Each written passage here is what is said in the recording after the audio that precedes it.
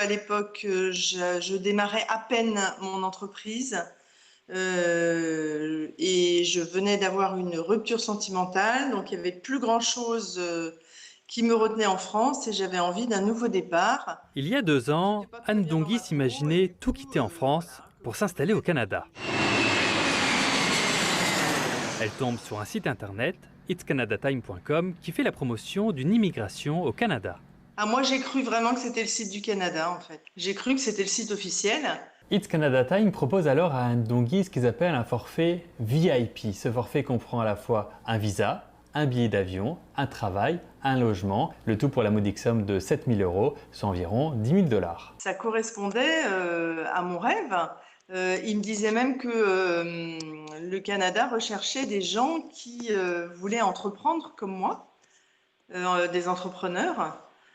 Donc, je correspondais exactement à ce que le Canada voulait et moi, ça correspondait exactement à mon rêve.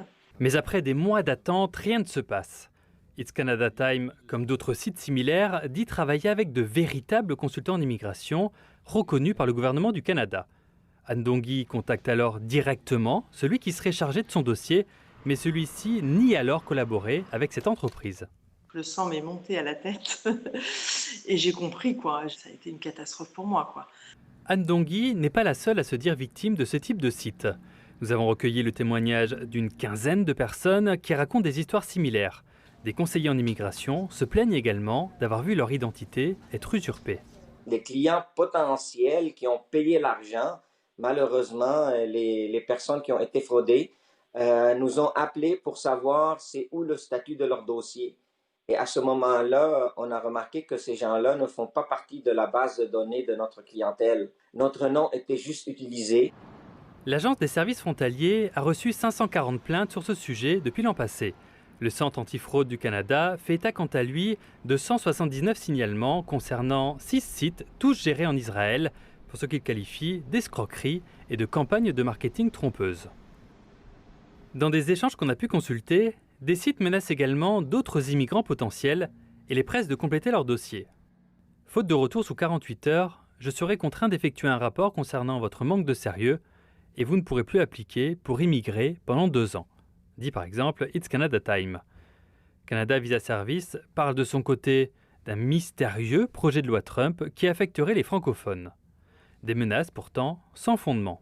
Quelqu'un qui est en cours ou en train d'initier un processus d'immigration, quelqu'un qui est en train de voir ses dossiers ou ses demandes être évaluées, quelqu'un qui n'a pas encore soumis de demande ne peut absolument pas faire l'objet d'une interdiction de la part d'IRCC, de mettre des menaces ou d'alléguer des choses qui ont pas de lien, de dire que les francophones ne seront pas priorisés, c'est faux également.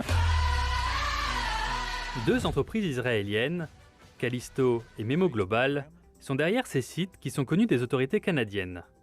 Callisto n'a pas répondu à nos appels et Memo Global a de son côté reconnu un pourcentage raisonnable de transactions litigieuses, mais aussi des annulations et des remboursements. Pour Anne Dongui, le rêve canadien a finalement pris fin lorsqu'elle a fait elle-même les démarches pour venir au Canada. Mais elle a constaté alors qu'elle ne correspondait pas au profil d'immigrants recherchés. Ils m'ont vraiment fait miroiter du rêve, enfin, pendant tous ces jours-là. Ici C'était Romain vraiment... Chuet, Radio-Canada, Montréal.